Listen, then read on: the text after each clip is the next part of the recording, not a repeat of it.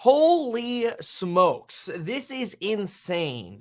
Okay, last year, I mentioned when it came to cryptocurrency, the biggest concern I had is that there is no Jerome Powell.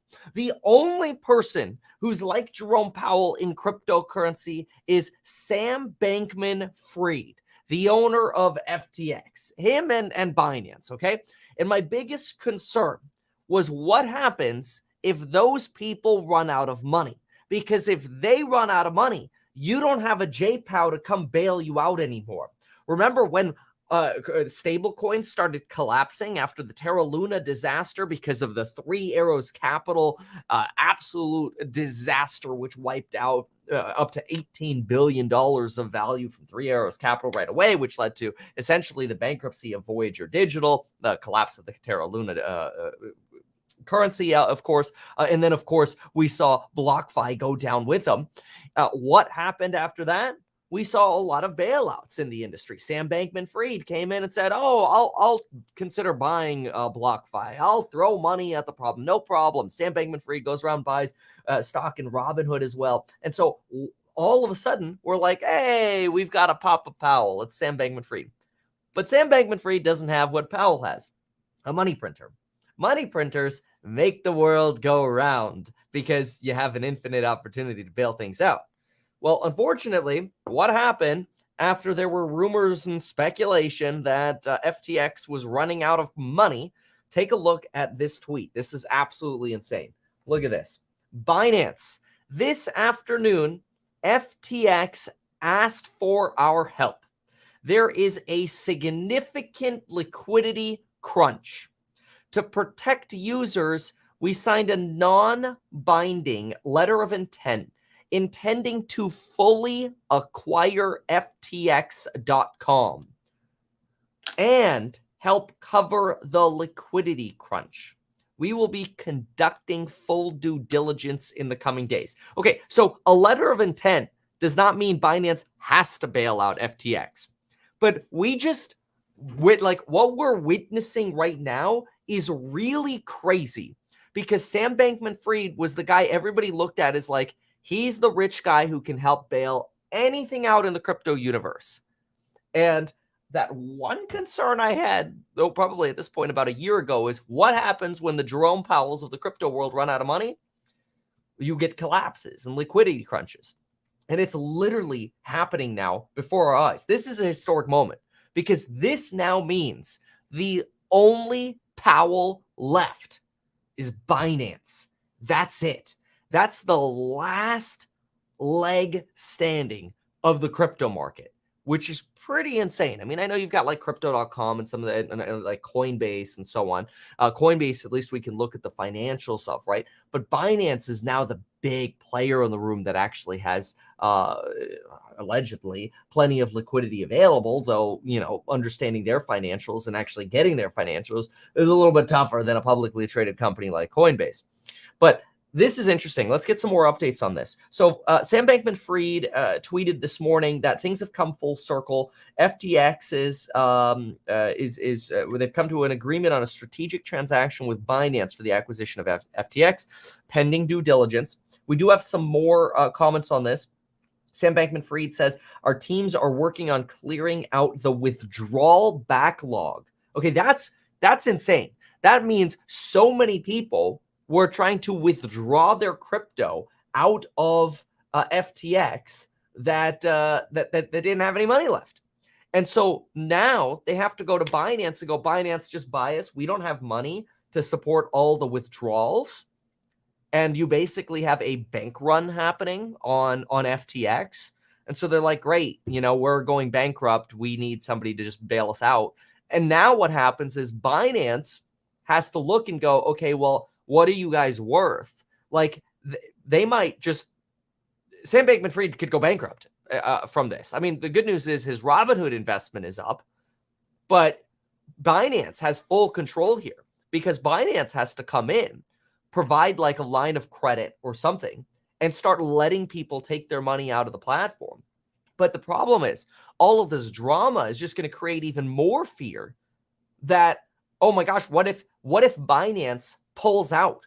That's something you have to consider. What if Binance says, hey, GG, game over.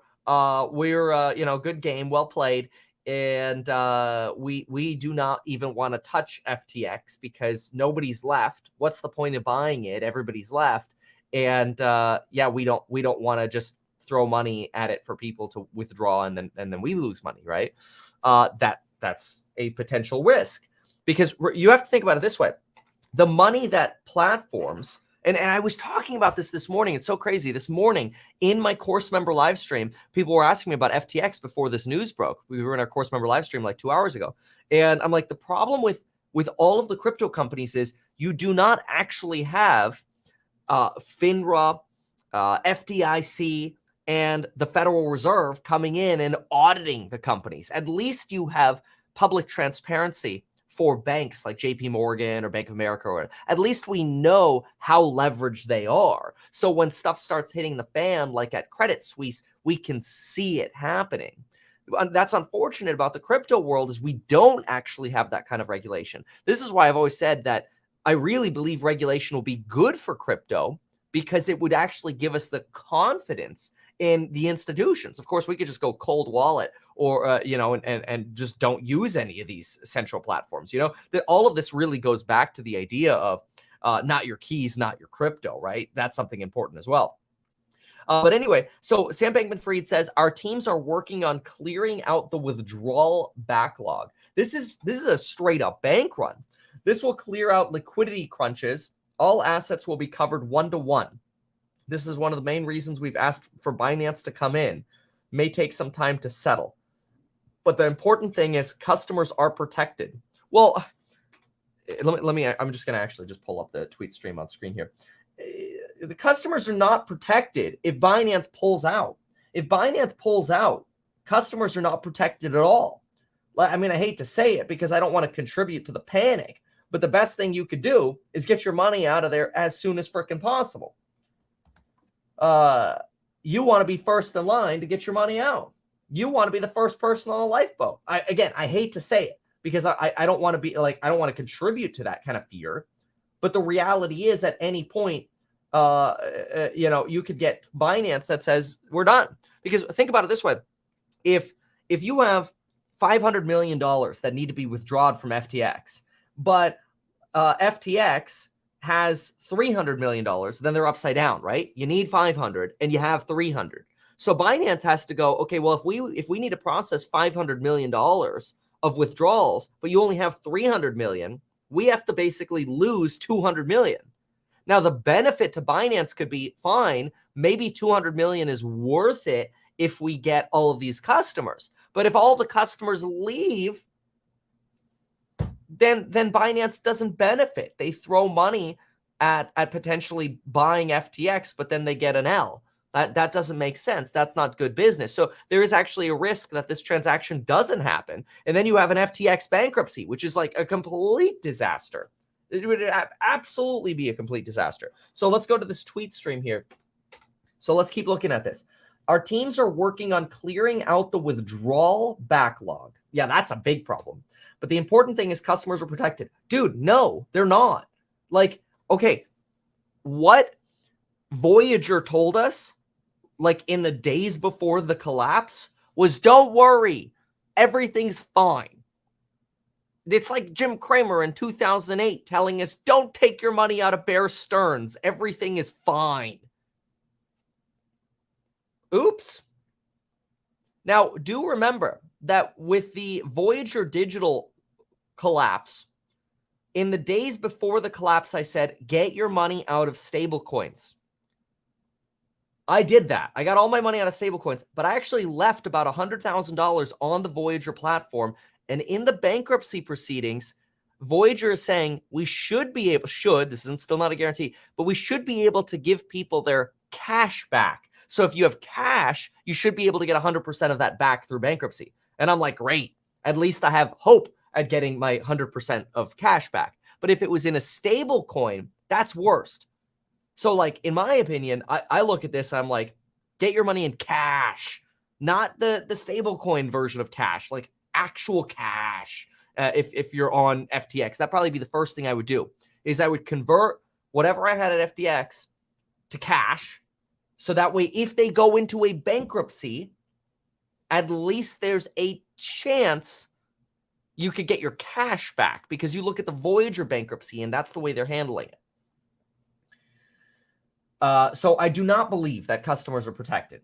A huge thanks to CZ, Binance, all supporters, whatever. This is a user-centric development that benefits the entire industry. It's so weird because Sam Bankman-Fried used to be Mr. Bailout. Now it's CZ and Binance. Creating global crypto ecosystem, blah, blah, blah, blah, blah. Okay. I know there have been rumors in the media of a conflict between our two exchanges. However, Binance has shown time and time again they are committed to a more decentralized global economy. Binance and CZ have been in the media so much because Binance ain't exactly the straightest arrow. They're a little on the shady side, okay? Like, let me give you an example of Binance. Bloomberg sent reporters to the Binance office, and I tell you, this is like straight out of a movie. I remember this I read this probably six months or so ago. This was a whole report on CZ, your founders over at Binance, and reporters would show up to the office, and they'd be like, dude, there's no one here. They just have like a little facade. And then it's like, can we go back to, oh, no. We're just setting up. We're getting this office ready. It's just not ready. And there's no one. It's like everything the companies built, a lot of the companies built around crypto, it's like shady. And Binance has never been an exception. They just happen to have a lot of money for now. But remember, when they run out of money, that's when big problems happen. It's weird. It's just really weird. So note, FTX.us and Binance.us, two separate companies, are not currently impacted by this. FTX's withdrawals are live. So, all right. So this is so wild. You've got, that's actually really interesting because you have FTX US and then FTX.com. Let's understand the difference here, because one I think is international and then one is just US, right? So this is the US one. Click here to view FTX.com, which is read only for US persons. Right. So for the United States, you've got FTX US. And so what he's trying to say is we don't know if FTX US has liquidity problems. But what's going to happen, and this is the thing, is even if FTX US does not have liquidity problems, and it's just the international wing that which is FTX.com, which I don't even think I can go to FTX.com. It keeps redirecting. Let me click here. Click here to view FTX.com. There we go. It's slowly loading. Okay. So there we go. If FTX.com is the one with liquidity problems, what's going to happen is all this media drama will likely, in my opinion, flow over to the US version. And you're going to see so much panic at the US version that you probably could start seeing liquidity problems at the FTX US version as well. That's something to keep in mind. So let's divide this and make this very clear. You've got FTX, the non-US version, which is FTX.com. And then you have FTX US, which is the US version.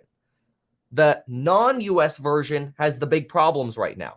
The non-US version is the one that is looking to get acquired by Binance.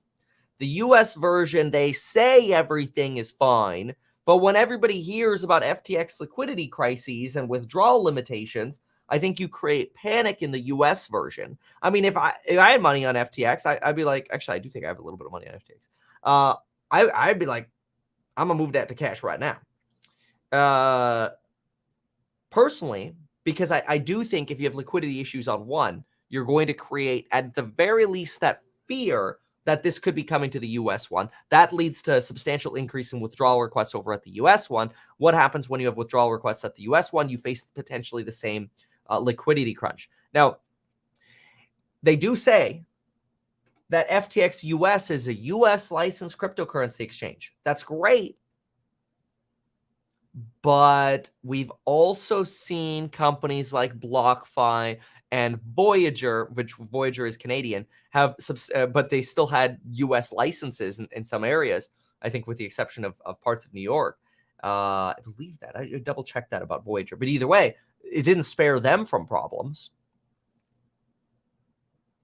This is a very interesting crisis. And this is well, the good news is this video is brought to you by StreamYard, which lets me put up awesome awesome comments on screen like this one by Edgar, powered by YOLO. So go check out metkevin.com/StreamYard to learn more about multi-streaming. You can stream to different platforms, record HD videos on the stream, which you can then download and cut up and post, do whatever you want. Really great for content creation. Anyway, let's see if we can get some more info here. So we're going to jump on over to Zero Hedge. There's a lot to cover, and this will take some time. This is a highly dynamic situation, and we're assessing the situation in real time. Binance has the discretion to pull out from the deal at any time. We expect volatility in the coming days. Well, yeah, no kidding. Bitcoin saw a little bit of a relief rally.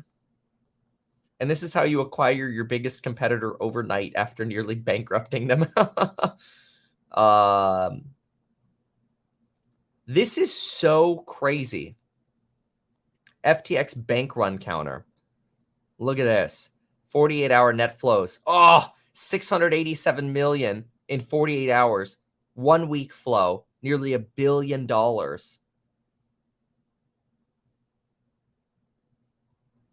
And all of this happens after, because just yesterday, Sam Bankman-Fried's like, oh, it's all fake news.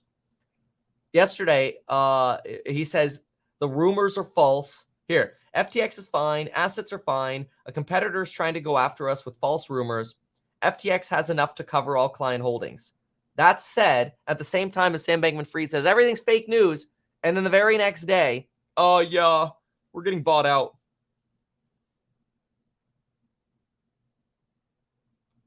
Wow. This is remarkable. I mean, this is really also kind of scary. Not just remarkable, but it's scary. Let's listen in for a moment to CNBC. It looks like they're covering this as well, which you would expect. Let's take a listen. On one of your biggest rivals and then offer to buy them at a discount. Does that make you uneasy about covering the space overall? Well, it definitely, I mean, it certainly is, we're a volatile and risky environment, that's for sure. Very unpredictable in that way. It takes a strong stomach to be focused in this space. It's also a reason why I personally like to focus a lot on the businesses that are really focused on the infrastructure aspects of crypto more. Yeah, all right. Well, this is boring. So it's no surprise. Here's Bitcoin. You could see on the day chart, we had a nice little drop this morning here, but we've actually recovered quite substantially. Yeah, take a look at this. We were down at about 19.2 on BTC this morning. Nice relief rally here on basically the news that Binance could be coming in to bail out FTX, the international version. But again, those issues, in my opinion, are likely to spread to the United States version as well, though that does not appear to be an issue right now. I expect that to come. You have this really scary element of shaken confidence in any kind of centralized crypto platform right now. And again, there is no Jerome Powell. Right now, the last, like we thought Sam Bankman-Fried was the Jerome Powell of crypto. He was the guy on the right. He was the guy who's going to come in and bail everyone out. Now, it's the shady guy on the left who's bailing everyone out. Well, what happens when he runs out of money? Or what happens when Binance faces a liquidity crisis? That's crazy to think about. And it could happen. Because that was one of the things we talked about a year ago when we're talking about the dangers of stablecoins. It's not just the dangers of stablecoins. It's what happens when the only Jerome Powells run out of money. Because they will run out of money because they don't have money printers. One of them just did today. And that's scary. It's groundbreaking. This is a big old shocker. And you've got one J-Pow basically left in the crypto market. That's insane. Do I trust Binance after what I've studied about Binance? No, I don't trust Binance. I would not put my money in Binance. I don't trust them at all. I actually had way more faith in Sam Bankman-Fried. I thought their operations were more transparent, but they couldn't even survive a liquidity crisis. I don't trust the guy on the left as far as I could throw him. And that's not very far. I'm not very strong. I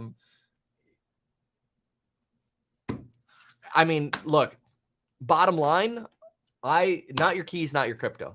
Always remember that. Good luck, everyone.